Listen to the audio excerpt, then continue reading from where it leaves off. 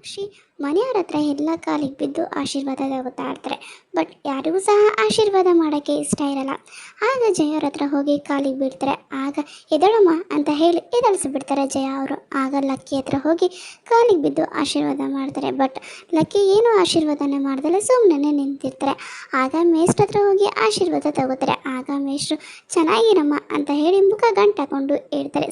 ಅವರಿಗೂ ಸಹ ಅದು ಇಷ್ಟ ಇರಲ್ಲ. ಯಾಕಂದರೆ ಅವರು ಬಲವಂತವಾಗಿ ಸಾಕ್ಷಿ ನಮ್ಮನೆ ಸೊಸೆ ಅಂತ ಒಪ್ಕೊಂಡಿರೋ ಕಾರಣದಿಂದ ಅವರು ಸುಮ್ಮನೆ ಆಶೀರ್ವಾದ ಮಾಡ್ತಾರೆ. ಆಗ ಸಾಕ್ಷಿ ಅಪ್ಪ ಅಮ್ಮನ ಹತ್ರ ಸಹ ಹೋಗಿ ಆಶೀರ್ವಾದನ ತಗೋತಾರೆ.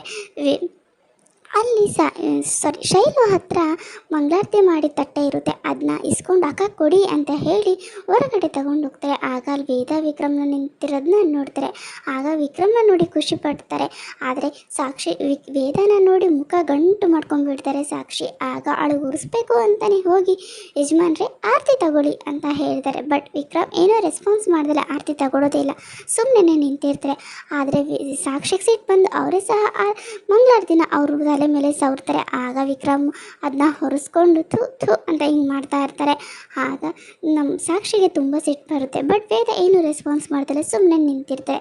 ಇಲ್ಲಿ ವೇದ ವಿಕ್ರಮ್ ಹೊರಗಡೆ ನಿಂತಿರ್ತಾರೆ. ಆಗ ಅಲ್ಲಿ ವಿಂಡೋ ಅಲ್ಲಿ ಶೈಲು ಹಾಗೂ ಸಾಕ್ಷಿ ಅವರಿಬ್ರು ನಿಂತಿರೋದನ್ನ ನೋಡ್ತಾ ಇರ್ತಾರೆ. ಆಗ ಸಡನ್ನಾಗಿ ಮಳೆ ಬರೋಕ್ಕೆ ಶುರು ಆಗುತ್ತೆ.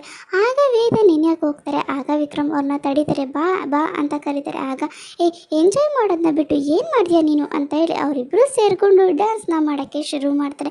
ವೇದ ವಿಕ್ರಮ್ ತುಂಬ ಖುಷಿಯಿಂದ ಡ್ಯಾನ್ಸ್ ಮಾಡ್ತಾ ಇರ್ತಾರೆ. ಅದನ್ನ ಸಾಕ್ಷಿ ಹಾಗೂ ಶೈಲು ನೋಡಿ ತುಂಬ ಹುರ್ಕೋತಾ ಇರ್ತಾರೆ. ಆಗ ಶೈಲು ಮುಖದಲ್ಲಿ ಹಾಗೂ ಸಾಕ್ಷಿ ಮುಖದಲ್ಲಿ ತುಂಬ ಕೆಂಡಮಂಡಲವಾಗಿ ಇರುತ್ತೆ. ಆದರೆ ಇಲ್ಲಿ ಇಬ್ಬರು ಖುಷಿಯಿಂದ ಇಬ್ಬರು ತಪ್ಪಿಕೊಂಡು ತುಂಬ ಚೆನ್ನಾಗಿ ಡ್ಯಾನ್ಸ್ ಮಾಡ್ತಾ ಇರ್ತಾರೆ. ಇಲ್ಲಿಗೆ ಸಂಚಿಕೆ ಮುಗಿಯುತ್ತೆ. ನಮ್ಮ ಚಾನಲ್ ಇಷ್ಟ ಆಗಿದ್ದಲ್ಲಿ ದಯವಿಟ್ಟು ಸಬ್ಸ್ಕ್ರೈಬ್ ಆಗಿ ಹಾಗೂ ಬೆಲ್ ಐಕನ್ ಮೇಲೆ ಕ್ಲಿಕ್ ಮಾಡಿ.